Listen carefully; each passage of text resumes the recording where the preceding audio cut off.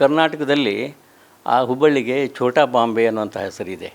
ಯಾಕೆ ಅಂತಂದರೆ ಇದು ಮುಂಬೈಗೆ ಸಮ ಒಂದು ವಾಣಿಜ್ಯ ಕೇಂದ್ರ ಅನ್ನುವಂಥ ಪ್ರತೀತಿ ಭಾಳ ಹಿಂದೆಯೇ ಇತ್ತು, ನೂರಾರು ವರ್ಷಗಳ ಹಿಂದೆಯೇ ಇತ್ತು.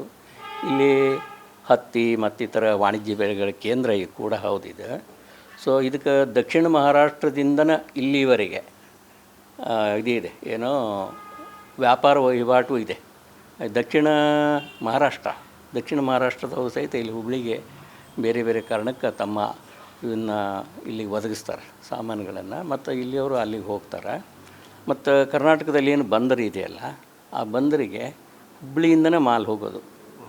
ರಾಜ್ಯದ ಬೇರೆ ನಮ್ಮ ದೇಶದ ಬೇರೆ ಬೇರೆ ಬಂದರುಗಳಿಗೆ ಇಲ್ಲಿಂದ ಹೋಗ್ತದೆ. ಮತ್ತು ಫಾರಿನ್ಗೂ ಕೆಲವೊಂದಿಷ್ಟು ಹೋಗ್ತದೆ, ಮ್ಯಾಂಗ್ನೀಸ್ ಅದ್ರು ಅದು ಇದು ಹೋಗೋದಕ್ಕೆ ಕರ್ನಾಟಕದ ಈ ಬಂದರುಗಳು ಉಪಯೋಗ ಆಗ್ತಾಯಿವೆ.